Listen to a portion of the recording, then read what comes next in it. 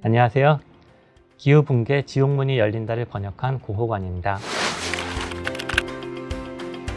제가 개인적으로 SF 소설이나 영화를 좋아해서 즐겨보는데요. 그 중에는 지구 그리고 인류의 종말을 다룬 작품들이 꽤 있습니다. 인류가 어떻게 종말을 맞을지를 상상한 내용들을 이제 다양하게 볼 수가 있는데요.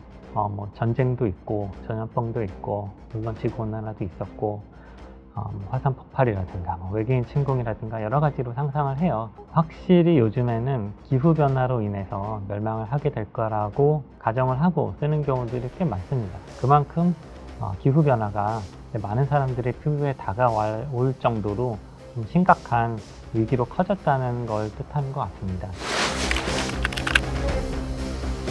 기후변화에 대한 이야기는 많이 들어보셨을 텐데요.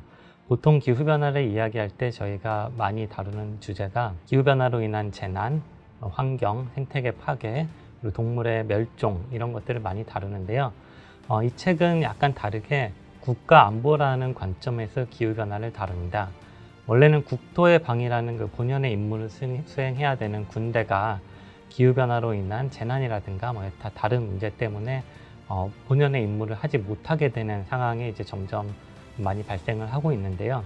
군 시설을 또 운영한다는 것이 또 민간 시설을 운영하는 거하고 비슷한 면이 많아가지고 이 책이 비록 군대의 관점에서 기후변화를 다루고는 있지만 우리 민간인으로서도 이제 우리가 살아가는 이제 사회 기반 시설을 어떻게 관리하고 유지해야 될지, 그리고 기후변화에 어떻게 대응해야 될지, 그에 대한 시사점을 저희가 이제 얻을 수 있는 그런 책입니다.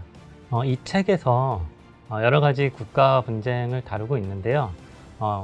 일단 저자도 어떤 분쟁이 기후변화에 의해서 생겼다라고 이제 단정 짓지는 않습니다. 원래 국제적인 분쟁이란 게 한 가지 요인에 의해서만 일어나는 게 아니라 정치, 경제, 사회, 종교 등 여러 가지 요소가 복합적으로 작용을 해서 일어나는 것이다 보니만큼 기후변화 하나 때문이다 라고 이제 단정지어서 말하지는 않고 있는데요. 그래도 이제 기후변화가 이미 좀 상황이 안 좋아진 상태에서 방아쇠를 당기는 역할을 할 수 있다는 얘기를 많이 하고 있습니다. 이 책에서 예로 드는 것 중에 하나가 이제 북아프리카 말리라는 나라에서 있었던 분쟁이고요. 이 지역에는 이제 유목민들이 많이 사는 지역이 있고 정착해서 농업을 주로 하는 민족이 있는데 기후변화로 인해서 이제 사막화가 점점 더 심해지자 목축업을 하는 사람들이 이제 물을 구하기가 어려워지고 이제 가축을 기를 수 없게 되니까 점점 이제 농업을 하는 사람들의 영역으로 이제 침범을 하게 되고, 그로 인해서 이제 벌어지는 갈등 같은 게 기존의 갈등이랑 이렇게 복합적으로 작용을 해서 반란이 일어나고 분쟁이 일어나게 된다는 이야기를 하고 있고요. 또 하나 예로 드는 게 유명한 사건인데요. 한 10여 년 전에 있었던 그 아랍의 봄 사건도 원인을 이렇게 추적을 하다 보면은 러시아에서 일어났던 기후변화로 인한 그 곡물 부족 사태 때문에 이게 전 세계적으로 이제 충격파를 가져오고, 그로 인해서 이제 북아프리카 중동 지역에서 이제 식량이 모자라게 되고 식량 가격이 치솟으니까 기존에 있던 그런 사람들의 불만, 국민들의 불만하고 이제 어우러지면서 이게 시위가 촉발이 되고 그런 거대한 이제 혁명 운동이 일어났던 거라고 이제 이야기를 하고 있습니다.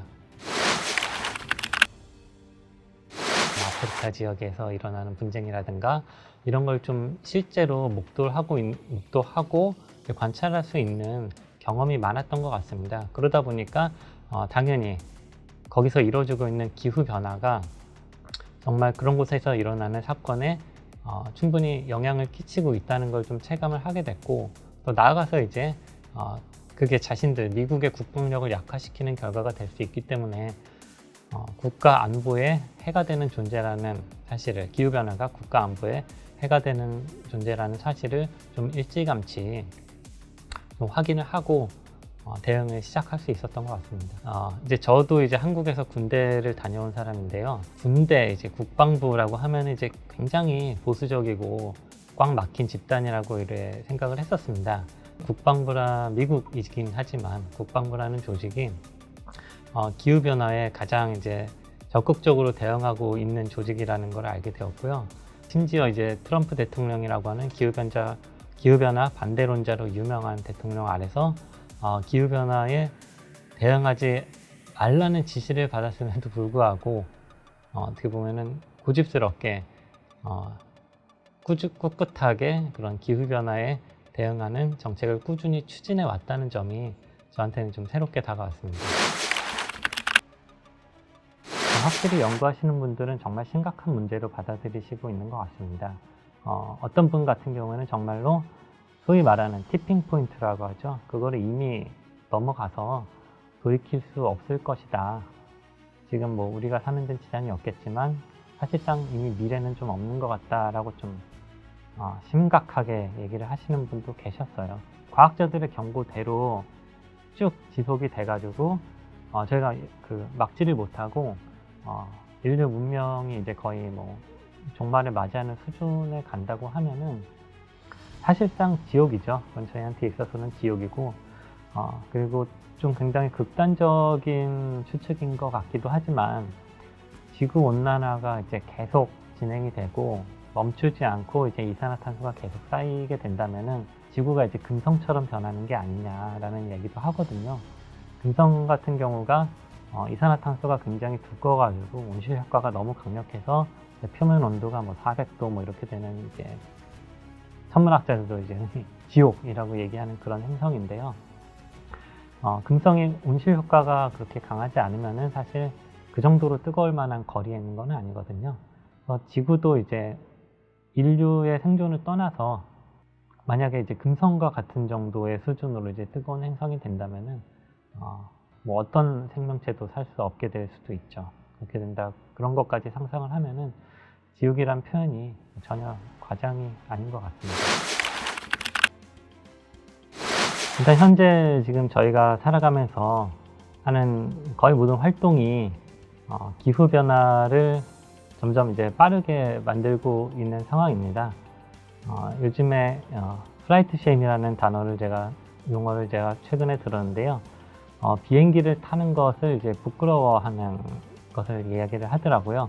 비행기를 타고 어디를 가는 게 거의 자동차 몇만 대에 해당하는 탄소를 내뿜는 행위라고 해서 기후변화를 조금이라도 좀 늦추고 싶다면은 이런 비행기를 타는 행위를 줄인다거나, 그다음에 뭐 자동차를 타는 행위를 줄인다거나, 그리고 이산화탄소를 많이 배출하는 축산업을 또 줄이기 위해서 고기 섭취를 조금 줄인다거나 하는 식으로 일상에서 좀 저희가 좋아하는 것들, 즐거워하는 것들을 조금 많이 포기를 해야 되는 것 같아요.